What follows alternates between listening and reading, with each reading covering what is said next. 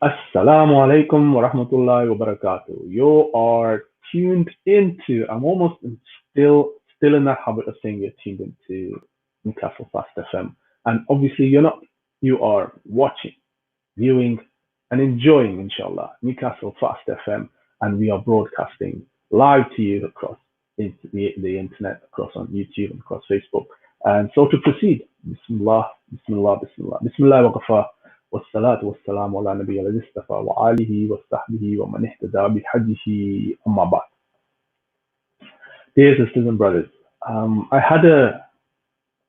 was a bit more organized for today's show, um,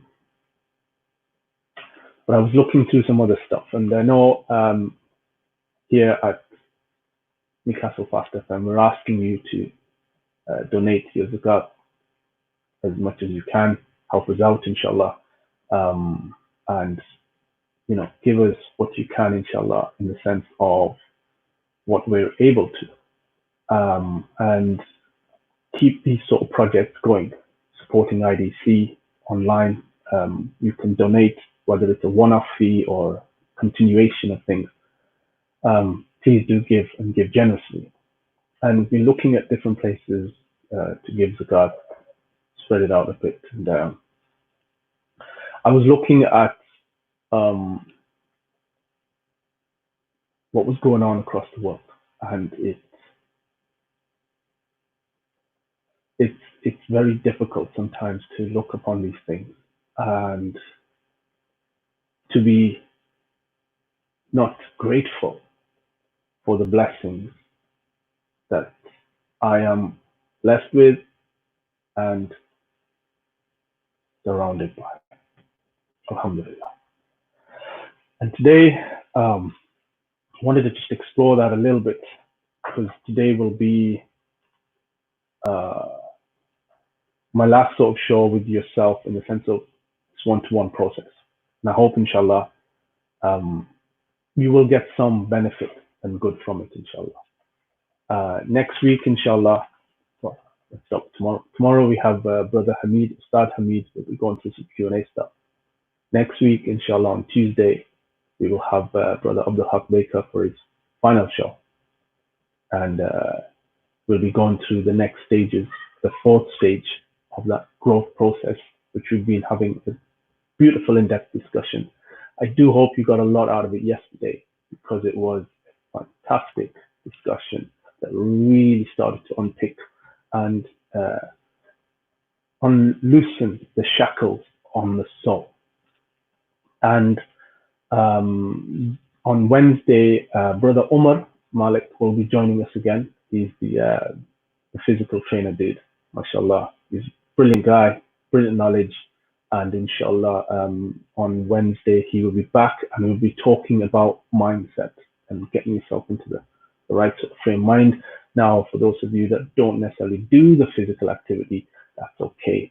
It's just as powerful and effective in sort of getting the mindset right into what you want to do. And then finally, our final show will be my final show with yourselves will be on Thursday with Ustad Hamid again. The final Q&A, inshallah, as we head towards Eid already. Subhanallah, Subhanallah. So as I said, I was watching, seeing stuff that's going on across the world, and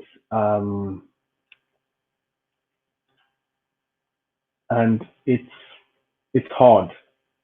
It's hard to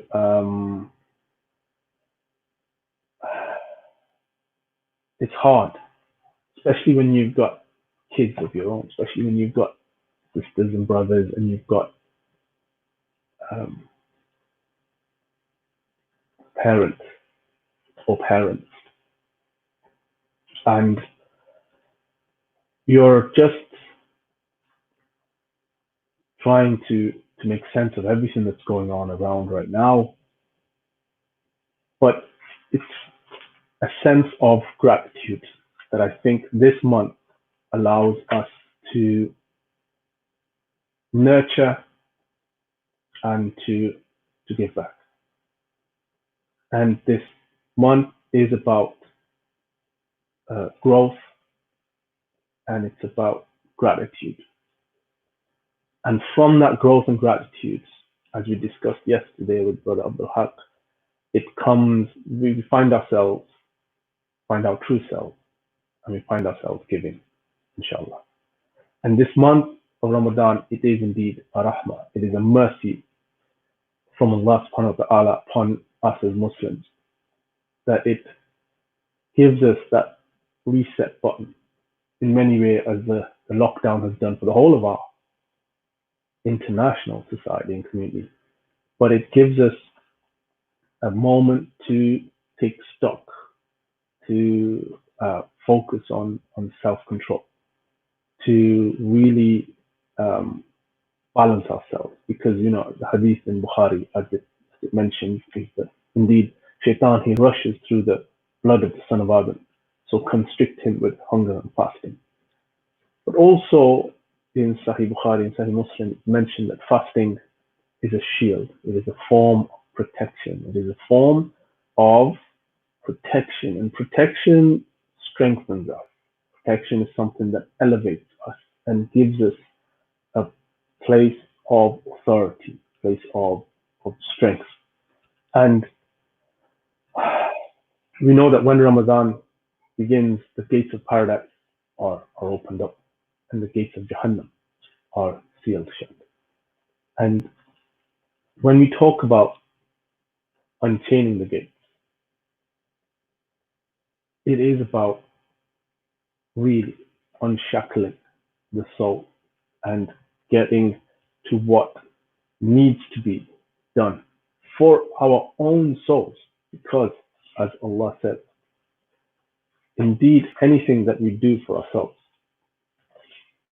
oh, subhanAllah, where am I now? I'll come back to it in just a moment. But indeed, any good that we do for ourselves. Any good that we do for ourselves. Any good that we do, it nourishes us. And everything that we are doing is based upon knowledge and intention. So we have intention and we have knowledge. And when either or these things are corrupted, then we lose the beauty of a pure heart. Because corruption of intention corrupts the heart, and corruption of knowledge corrupts the heart. And as we spoke about as well, is that information is not the same as knowledge. Information is the textbooks. Got a whole bunch of books there. Don't know half that information. And again, none of that is going to translate into knowledge, because knowledge is that which you take and you apply. And the heart can quickly become corrupt. And this corruption, it leads to forms of misguidance. It leads to, as mentioned by Ibn Taymiyyah, rahimahullah, he talks about it, and he talks about destructive evilness of anger and misguidance. Misguidance being the end result of the corruption of knowledge, and anger being the end result of corruption of intent. And these two diseases are the lords and the ailments that afflict the heart. And I think when we talk about intention, it's important to understand that it must be pure.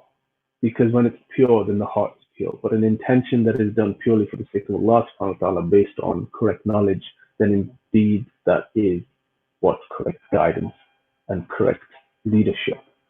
Leadership is about, because indeed the heart leads. It leads the speech, it leads the action, and it leads into that which we are putting forward for ourselves. Now, Allah tells us that the dua is indeed a weapon for the believer. However, the one who wields that weapon defines what it is truly about. So, I'm not sure if you've ever watched Bruce Lee movie. It's a very famous one where he's in Italy and he's fighting some gangsters, and he's got some nunchucks, and he's kicking butt, and he drops one of the nunchucks, but he's still got one, and he's flailing them about, and he's doing some serious damage.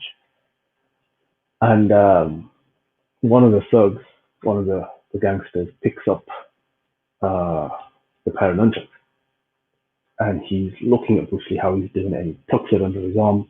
He's kind of ready to try and give it a go, and he hasn't got a clue what he's doing. He hasn't got a clue what he's doing, and so Bruce Lee kind of just gives him a bit of space because he knows what's going to happen. As somebody who can't wield the weapon, he knows what's going to happen. And so the guy flicks out the nunchuck, and it floats out, and then he pulls it back, and he knocks himself out. And it's kind of a comical way of explaining this story, but the strength of the weapon lies in the one who wields it. This has always been the case, and we've seen it. And there are great stories of armies, and we know about during the Battle of Badr, when the Muslims were literally um, equipped with sticks against um, people on horseback and chainmail and swords and shields. And yet, the one who wields it, who knows how to wield a weapon, knows how to attain the victory. And in dua, there is a natural strength that comes from knowing how to do make dua, but also knowing that this dua Allah has given to us as a form of strength, as a form of an ability. Because ultimately, irrespective of my plans and your plans and what we want to put forward for ourselves, Allah is the best of planners. And what He chooses, what He will, comes to pass. And all that comes to pass is in our benefit in some shape or form, in the sense that it is a reminder, it is a benefit, and it is a guidance. And whatever desired outcome we are trying to achieve, we know that there are three outcomes for a dua. First is that the dua gets answered. You ask Allah subhanahu wa ta'ala, Allah answers you, there you go. Second one is the dua doesn't get answered, but you get something else. Doesn't get answered in the way you thought. Allah grants you something better, greater, more uh, valuable, and in Allah's wisdom, more beyond our thinking. What we had thought, Allah has given us something greater than that. And the third is, doesn't get answered at all. But Allah says that on the day of judgment, that when all is going haywire and haphazardly everywhere, that Allah will tell us that you asked of me and I did not answer you. So ask of me today and I will give to you. And this is a very powerful and beautiful, really, really beautiful opportunity to be blessed and honored, to take as much as we can for ourselves, and to be true with the intentions of the heart, purity of that intention, and to capture as much of it as we can. Because indeed, we just make dua. Sometimes we do it in a rote fashion. So we follow a dua, we follow it and we make it and we say, okay, we made our dua. The dua has to come from somewhere, it has to come from an essence and a meaning. And we touched on this yesterday with Dr. Abdul Haq around the dua of the prophets. When Musa alayhi salam was in hardship, when Yaqub alayhi salam was going through difficulty, when Yunus alayhi salam was going through his own challenge, and the Prophet sallallahu alaihi wasallam as well. That it wasn't that the prophets were complaining to Allah subhanahu wa ta'ala, but they were acknowledging the greatness of Allah subhanahu wa ta'ala, that He is indeed Razzaq al-Fattah al-Alim al-Khabir. He is as-Sami al-Alim. He is knowing of all things, seeing and hearing of all things. And that He indeed is the one who has put this situation in such a way that the prophets would ask for the greatness, the release and the relief from the situation, because indeed Allah's mercy was there. But again, none of them sidetracked or bypassed the truth on what they were set upon. And it's mentioned in a hadith by the Prophet ﷺ, mentioned by Abu Sa'id al-Khudri, that the Prophet ﷺ said that there is no Muslim who supplicates to Allah without sin or cutting family ties in it, that Allah will give him one of three answers. Hasten to fulfill his supplication, he stores it from the day after, we will divert an evil similar to it. So, as I mentioned before, there are the three things of the dua, but there is also this one mentioned by Abu Darda, mentioned in Tirmidhi, that the supplication of Dawood alayhi salam used to be, "O Allah, I ask you for your love and the love of those who love you and the deeds that will bring me your love. O Allah, make your love more beloved to me than myself, my family, and even cold water." And this is such, it's a beautiful, beautiful dua.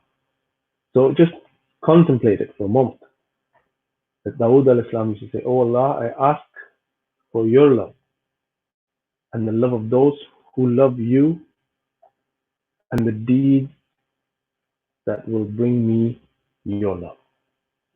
Just covers so much. So it's asking Allah for their love. It's asking that those who love you, O Allah, let them love me. Meaning good company, and the right guidance, and the right support, and the right people around you to get the right things done.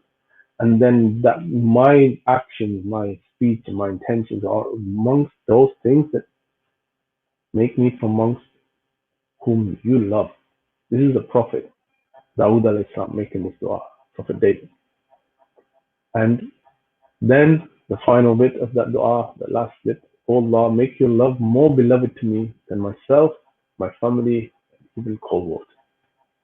And subhanAllah, when we open our fast and we taste that sweetness of fresh, clean, pure water, alhamdulillah, we are truly, truly blessed. And it was just on, it was Crisis Aid website, and they provide clean water to different parts in Yemen, to the sisters and brothers there, our sisters and brothers there. And just the simple thing of clean water. Just in the other room, I can turn a tap and fresh water will flow. Fresh, pure, clean water. I can put on my face, I can wash my hands, will eventually drink, bathe, um, have my children enjoy it, family enjoy it, and not be concerned or worried about illness or disease. I think when we think about the beauty of this life, of what Allah allows us to experience and to enjoy, in a way which is, alhamdulillah, such a beautiful thing. There is a story about one of the ulama. I don't think it was Ibn Taymiyyah. I can't remember which sheikh it was. But he was doing very well for himself. MashaAllah. He was being well taken care of. He had some wealth. And there was a a criminal, a thief who'd been strung up, been tied up somewhere. And he wanted to speak to the sheikh. And when the sheikh came to speak to him, he said to the sheikh, "I don't understand. something from your religion. So the Sheikh said, what is it that you don't understand? He says, in your Quran, it says that this life, this world, is like a prison for the believers, but it is like heaven for those who don't believe. Meaning that I can get everything I want in this life because I don't believe in the next life. And yet you are the one who is living comfortably, have a beautiful house, and have your carriage and all of these things. And I'm stuck in this prison, tied up without anything. And so the very interesting question, and the Sheikh answered by telling the criminal, by saying, it may seem as if I have all of this, and this may seem like my heaven, but I'm still limited to what I can indulge in, to what I can do and don't do, to the number hours that I can sleep, to to my wife and to my children and to my wealth and to what I can spend it on and to what I can go out and do. This is indeed still my restriction, despite the grandeur that you may see around me. I am still a slave of Allah subhanahu wa ta'ala. I am still accountable and truly held accountable to Him. Just because I have attained these things here does not mean that I lose myself, but in fact I find myself in more obedience and in more discipline to Allah subhanahu wa ta'ala.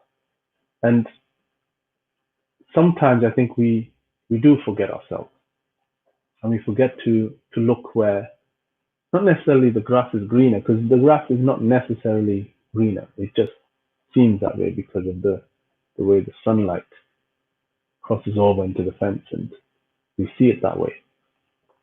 But as um, narrated, and I love this hadith because it gives us hope.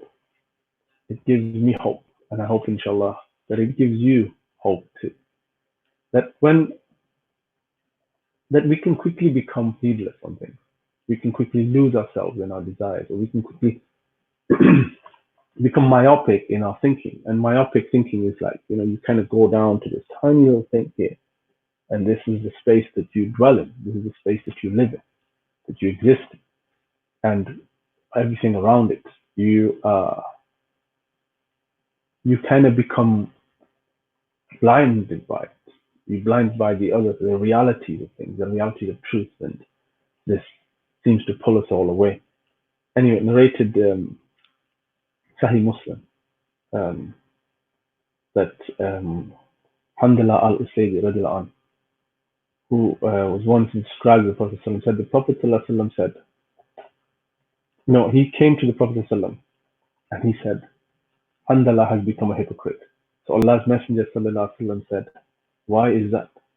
So he said, O Messenger of Allah, when we are with you, when I'm with you, you remind us of the hellfire and you remind us of the paradise. And as if we see it with our own eyes. And just to pause a moment.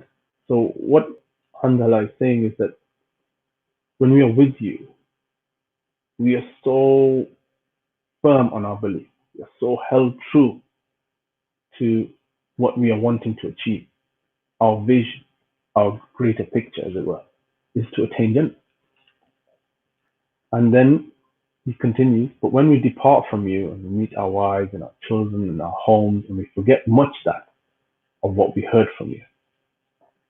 And in the last part of this hadith, the Prophet ﷺ says to him, but O Hamdullah, there is a time for this and there is a time for that. And he said it 3 times, there is a time for this and there is a time for that. There is a time for this and there is a time for that.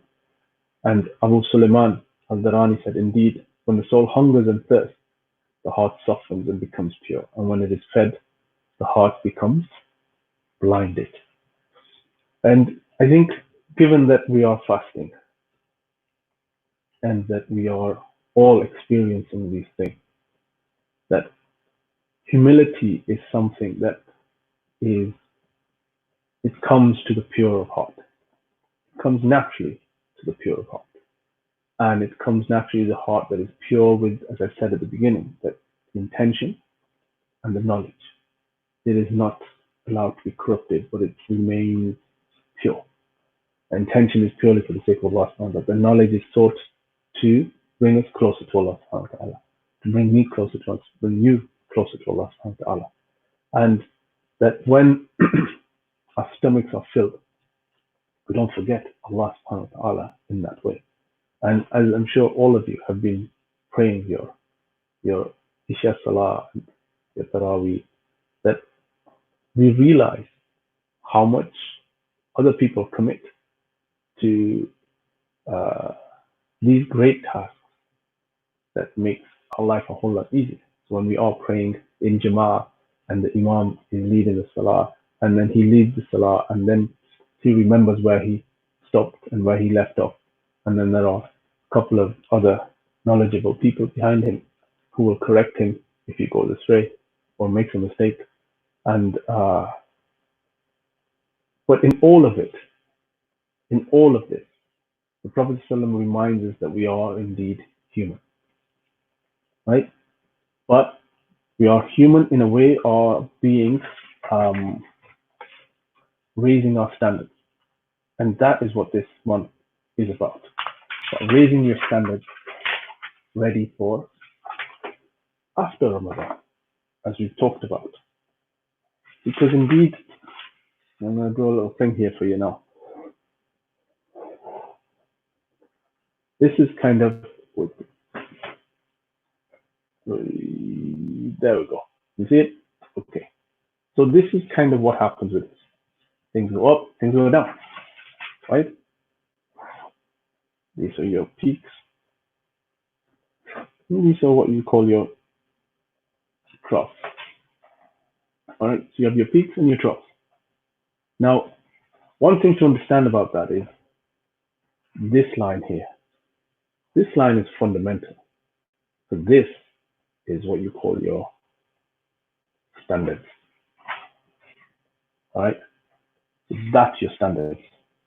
Now, the higher your standards, the higher your peaks, and also the higher your troughs. Yeah.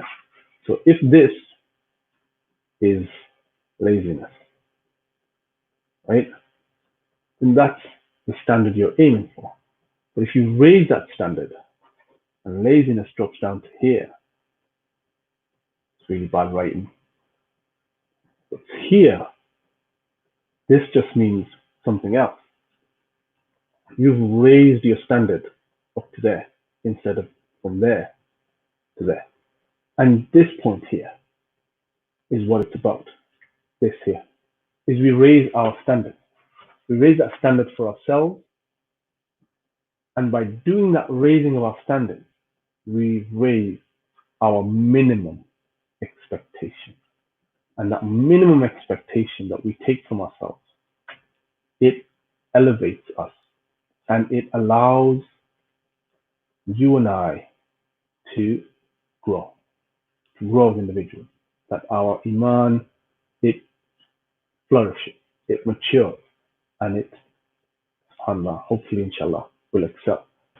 And we are offered many, many opportunities to excel. And I had one other verse here for you, but I can't seem to find it. Alhamdulillah. Alhamdulillah. But what I will say is this, that on the, well, I'll quote a hadith first. On the authority of Abu Hurairah, the Prophet ﷺ said, every small bone of everyone has upon it a charitable act for every day upon which the sun rises. Bringing about justice between the two is an act of charity. Between two is actually helping a person get onto their mount, lifting him or on it, or helping him put their belongings on it is also a charitable act. Good word is a charitable act, and removing a harmful thing from the path is a charitable act. And so we are born every day.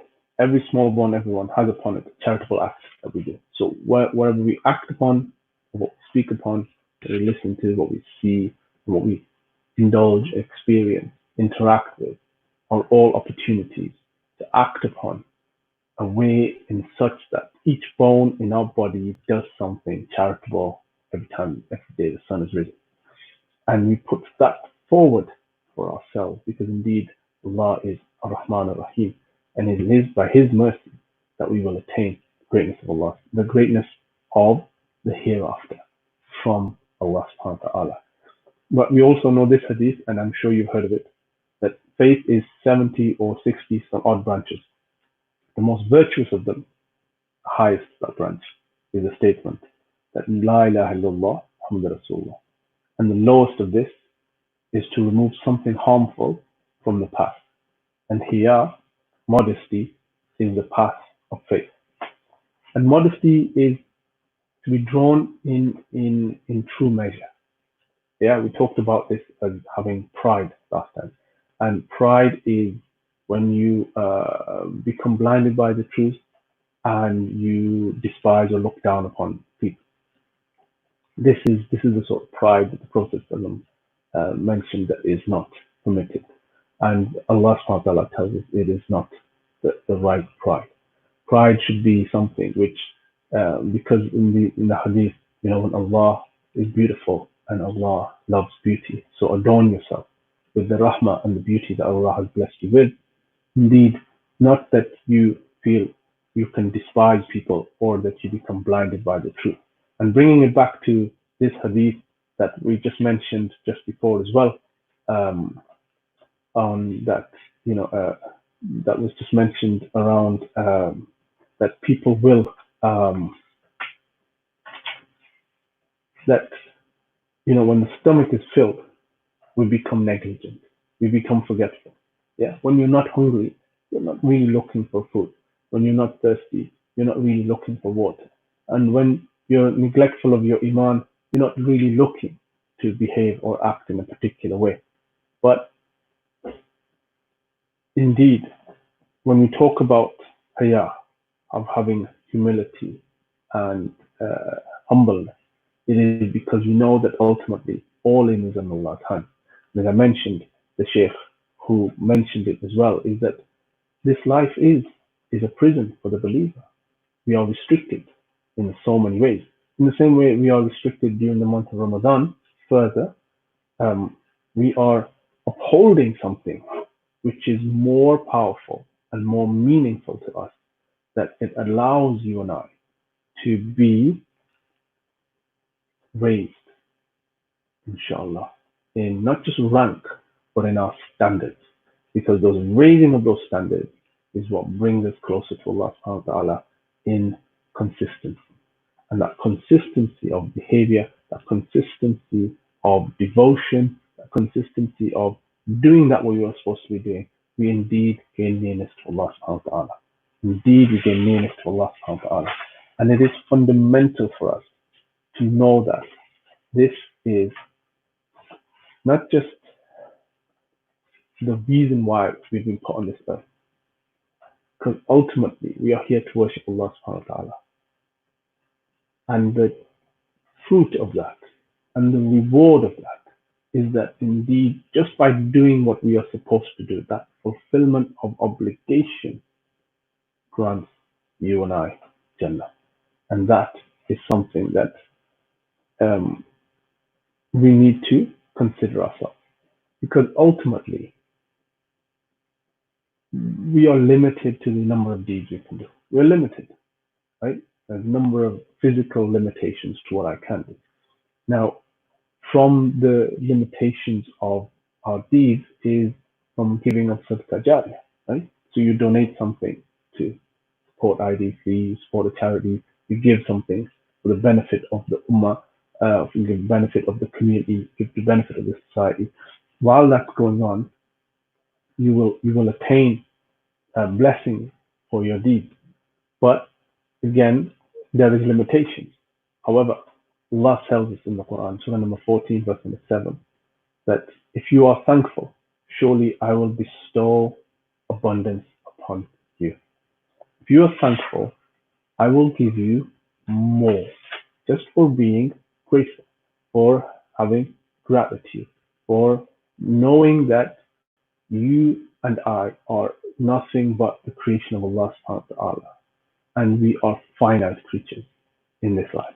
Everything is finite, really. This planet is rotating, the moon that is going around that will be checking to make sure when Eid is going to start, the sun that is shining through and nourishing this earth with its light and giving life to plants, giving us our cycles of day and night, our routine, and allowing us to rest and to awaken. All of these things, all of these are all organic things, and all organic things perish except Allah subhanahu wa ta'ala. Allah is the one, Al Quddus, Al Wahid. He is above the heavens and the earth, and He is one who does not need sustenance from us. And indeed, when we fall astray, Allah is not in need of us or of our worship, but Allah subhanahu wa ta'ala rewards us immensely for whenever we return to Him because we do so out of choice. We do so out of choice, and we do that choice because of our faith, and that faith fulfills us, fills us, and subhanAllah, it grants us so many blessings. It grants us so many blessings that we feel uplifted and that we feel close to Allah subhanahu wa ta'ala. As Allah says in the Quran, in Surah Al-Azab, that all you who believe, guard your duty to Allah and speak words and be straight to the point, speak words of appropriate justice. And He will amend for you your deeds, and He will forgive you your sins. And whosoever obeys Allah and His Messenger has certainly attained a great attainment, a mighty victory. And this is not words to be taken for their smallness, but they're words that are concise, that have immense measure and immense value. That Allah tells us that if we protect our tongue and protect our deeds, that indeed our reward is multiplied.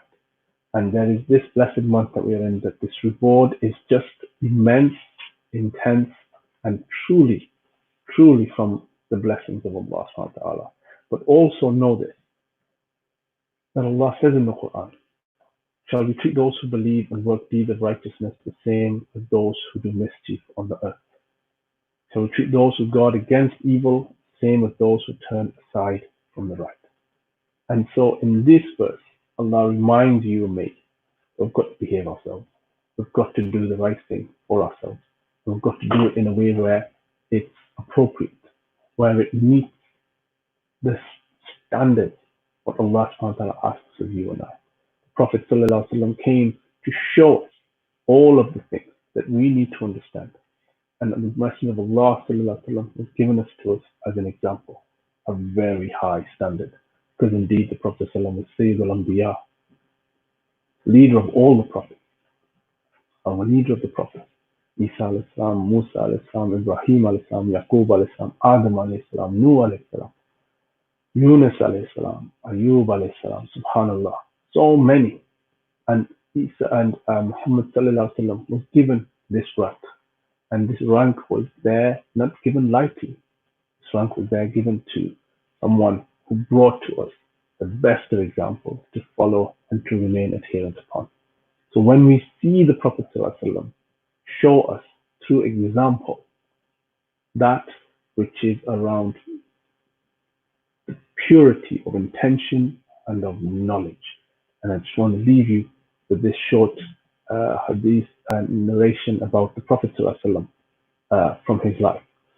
When the Prophet ﷺ went to Taif, and he went to the tribe there, and there were tribe leaders were there, and he was calling them to support him and to give him that strength, because at that time they were very harsh with the Muslims, and there was some persecutions going on that were really horrendous. And they said to the Prophet ﷺ that they wouldn't support him. They turned him away. And not only did they do that, but they sent small children to throw rocks at the Prophet ﷺ in order to try and embarrass the Prophet ﷺ. So as this was all happening, Prophet ﷺ was being hit and began to bleed many places. And so much so that the blood ran down the leg, ended up in the sandal. And the blood congealed, and the sandal became stuck to their foot with the amount of blood that had congealed, and it stuck to their foot and would not move. And so the Prophet ﷺ went into a small place where there were an orchard kind of place and sat down. And someone came and took care of the Prophet ﷺ for a moment. And Jibreel al-Islam arrived with the angel of the mountain and said very clearly to the Prophet ﷺ that there are two mountains here. Taif lies between the two in this little mini valley. And you command it, O Messenger of Allah, and these two mountains shall come together. And Taif shall be wiped out. For what they have done to you, O Messenger of Allah, this is what your command shall allow to happen. And the Prophet ﷺ said, no. Can you imagine that scenario? Can you imagine that purity of intention? And the intention of the Prophet ﷺ was what? To let people know of Islam, to call people to Allah subhanahu wa ta'ala, to let people know that he was the Messenger of Allah and that he was bringing the word of Allah subhanahu wa ta'ala, and that indeed this was the truth. And they should open their hearts and their ears to it and accept it for what it is. Prophet ﷺ said no, that indeed from them there may arise a progeny, from their progeny there may rise those who become Muslims. And indeed it is the truth. Taif became Muslims and amongst the best of Muslims. So it is important to understand that these ideas of knowledge and intention are not something that are abstract, but we saw the Prophet ﷺ demonstrate it to us. So seeking knowledge and understanding of who the Prophet ﷺ is, knowing more about his life, and then interpreting that so it fits into our lives, fits into ourselves. So we have the strength. We have the strength to give, we give.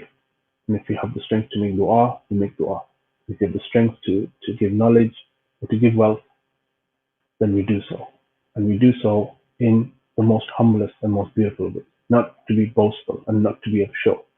But if it helps remind brothers and sisters to remain upon the haqq, then so be it. Alhamdulillah, do so.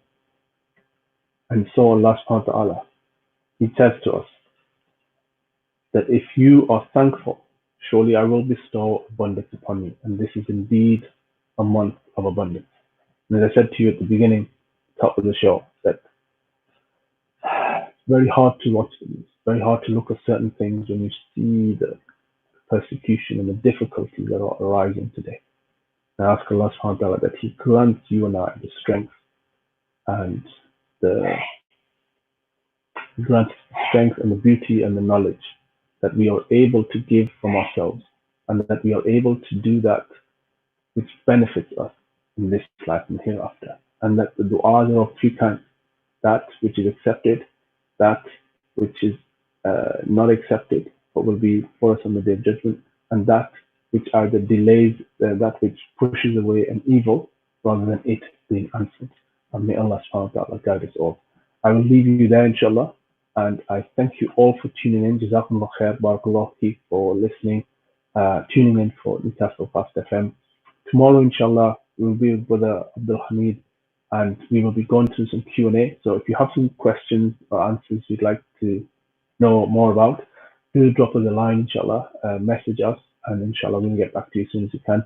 Do support IDC at supportidc.com, or of course through the PayPal account. Whatever you can contribute, may Allah bless you for it, may Allah accept it from you. And the Sadqa Jariyah, whatever you contribute, this is what it is being used for, inshallah, and may Allah accept it and benefit us all, inshallah. Thank you very much for your generous time this evening, and inshallah, I look forward to catching up with you tomorrow. Assalamu alaikum wa rahmatullahi wa barakatuh.